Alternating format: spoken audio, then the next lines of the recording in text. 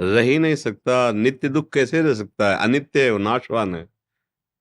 ये आगमा पाइनो भगवान के वचन, ये आने जाने वाले, कभी एक जैसी स्थिति हो ही नहीं सकती कि दुखद स्थिति पूरे जीवन दुखद स्थिति, सुखद स्थिति पूरे जीवन ऐसा हो ही नहीं सकता। क्योंकि अनित्य परिवर्तनशील नाशवान आगमा पाइनो है, आने जाने वाला, कैसे टिक सकता है? तो हो ही नहीं सकता। कैसे हो सकता है? किसी एक का नाम बताओ, पूरा जन्म से लेकर मृत्यु तक उसने दुख ही भोगा, सुख मिला ही नहीं। क्योंकि बना ही शरीर दो कर्मों से है, शुभ और अशुभ कर्मों से मिश्रित बना है। तो शुभ का फल सुख आएगा, सांसारिक सुख, और अशुभ का फल दुख आएगा। शुभ और अशुभ दोनों से परे हो जाना, ये भजन मार्ग है, ये अध्यात्म मार्ग है, जो दोनों को मिटाकर एक रस परमानंदमय स्थिति रखता है। सुख दुख का कोई प्रभाव न पड़े, उसे अध्यात्म मार्ग कहते हैं। आप बताओ किसको बराबर दुख मिल रहा है? जो भगवान से विमुख है, उसकी सोच में दुख रहता है।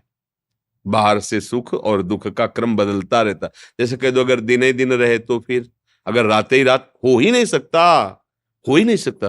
प्रकृति का नियम है, ये पद्धति है, परिवर्तन एक जैसे नहीं रह सकते। तुम रहे क्या एक जैसे? कभी बच्चे थे, फिर नौ किशोर हुए, फिर जवान हुए, अब बूढ़े हो गए, मर जाओगे। हम सबकी एक गति हो रही। कभी दाढ़ी मुछ नहीं थी, एक बार दाढ़ी मुछ हुई, एकदम काली हुई, फिर सफेद हुई, फिर झड़ जाएगी, फिर मर जाएगा। परिवर्तन है, परिवर्तनशील। कोई एक जैसा कुछ भी बताओ, क्या एक जैसा है? कोई चीज रख दो, कुछ मत करो, देखते रहो उसको, वो धीरे धीरे नाश को प्राप्त हो जाएगी। कोई वस्तु, कोई।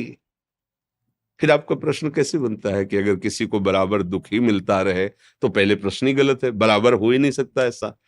एक रस तो भगवत स्थिति होती है। जो रे सदा ज्ञान एक रस, तो ईश्वर जीव भेद कहो कस। जो तो भगवान का स्वरूप हो गया, जो एक रस है, वो परमानंद आनंद में, बाहर से दुख सुख आते जाते रहते हैं, वो परमानंद में रहता है। अरे आप तो गृहस्थ हैं, महात्माओं के शरीर में प्रगट में एक जैसा नहीं स्थिति रहती।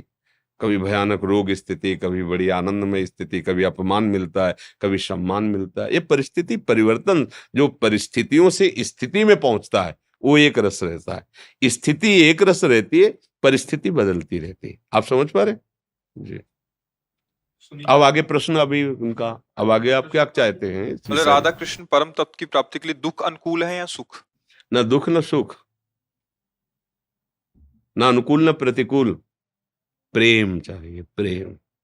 प्रेम, प्रेम में जो हृदय में पीड़ा होती, वैसी पीड़ा कहीं नहीं होती। जो मैं ऐसा जानती, प्रीति किए दुख होए, नगर ढिंडोरा पीटती अजी प्रीति न करियो कोई। मीरा जी कह रही। प्रेम में जो सुख होता है, उस सुख की तो बात जाने दो। अपने प्रेमी को देखने की जो व्याकुलता और रूपी दुख होता है, वो दुख ब्रह्मा के सुख को भी थूक देने लायक हो जाता है। ब्रह्मा का सुख भी विषवत लगने लगता है, प्रेमी के दुख के बराबर ब्रह्मा का भी सुख नहीं। फिर प्रेमी को जो सुख मिलता है, उसकी उपमा तो किसी से दी ही नहीं जा सकती। राधा कृष्ण के प्रेम प्राप्ति के लिए सिर्फ उनके चरणों का आश्रय और निरंतर नाम जप करते हुए पवित्र आचरण, आचरण पवित्र नहीं है तो फिर सब कुपथ्य करते जाओ और दवाई खाते जाओ, तो डबल पीड़ा सहते जाओ। फिर होगा कि कुछ नहीं होता। एक कृष्ण नाम, राम नाम, हरि नाम, राधा नाम, ये हृदय को एकदम द्रवित करके, निर्मल करके भगवतमय बना देते हैं।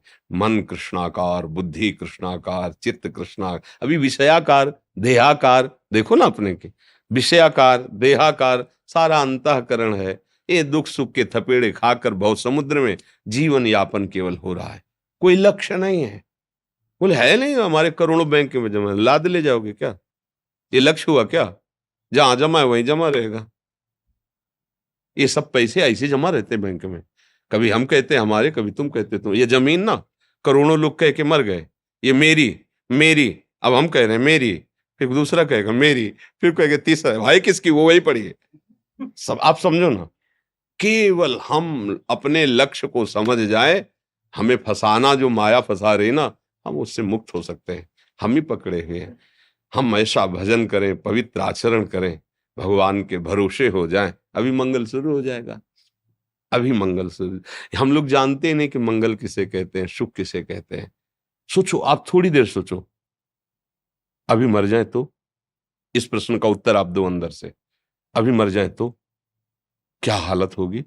अभी मरने वाली बात आ जाए, पता है क्या किस सेकंड में मृत्यु होगी? अब थोड़ी देर बैठ के सोचो, अभी मर जाए तो सोचो, अभी सब कुछ फीका नजर आने लगेगा, सब कुछ छूट जाएगा। पढ़ाई लिखाई, रुपया पैसा, माता पिता, भाई बंधु, रिश्ते नातेदार, व्यायाम किया हुआ शरीर से सब चला जाएगा। अभी बचा क्या? आप और आपके कर्म, वो नहीं छोड़ेंगे। कर्म नहीं छोड़ेंगे, जब तक भस्म नहीं होंगे तब तक वो आपका पीछा करते रहेंगे, चाहे शुभ हो चाहे अशुभ हो। इन शुभ अशुभ कर्मों को भगवान श्री हरि मिटा देते हैं। जब उनके चरणों का आश्रय लेते हैं ना, तो भगवान उन कर्मों को नष्ट कर देते हैं जो हमें बांधने वाले हैं। फिर दिव्य आनंद की प्राप्ति होती है। अब अभी ये कहा जाए कि ठीक है, अभी प्राण छूट जाए, अब कहाँ जाओगे? पास है आपके पास? मरने के बाद जाओगे कहाँ? अरे बोले मरो यार, छुट्टी खत्म। छुट्टी कहाँ? छुट्टी मिलेगी तुम्हें? झंझट खत्म, कहाँ कहाँ खत्म? 5 स्टार होटल थोड़ी कि बुक हो गया आप चले जाओगे मौज लोगे। कर्मों का हिसाब तुम्हें अवश्य में भोक्तव्यम कृतम कर्म शुभाशुभम। इसलिए विचार करो, तुम्हारे पास कीमती चीज क्या है? बोले सोना। सोना वो नहीं है। बोले ना सोना वो नहीं है। क्यों?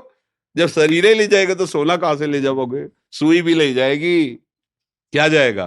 राधा राधा राधा राधा।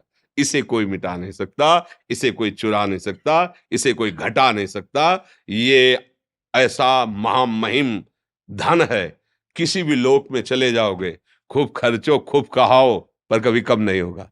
जैसे सुकृत से स्वर्गलोक गए, सुकृत नष्ट हुए, हटा दिए गए।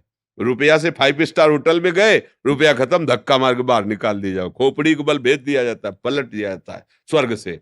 लेकिन राधा नाम है, कृष्ण नाम है, हरि नाम है, ये ऐसा नहीं है कि अब खत्म, ऐसा नहीं, ये अमोघ है। वही चतुर सुजान कबीरदास जी महाराज कहते, कबीरा सब जग निर्धना, धनवंता नहीं कोई, धनवंता सोई जानिए, जाके राम नाम धन भगवान नाम जमा किया है। अब बुद्धिमानी यही है कि जाना जाए वहां पास बनवा लो। जाना तो है, एक दिन तो जाना है, किस मिनट में जाना है पता नहीं है। वो पास क्या है? हे हरि, जैसा भी हूं मैं आपका हूं। बस 3 प्रकार की शरणागति होती है। एक वाणी से, अब वाणी से शुरू हुई, फिर शरीर से क्रियाओं में आ जाएगी शरणागति, फिर हृदय में आ जाएगी शरणागति। हम पास हो गए।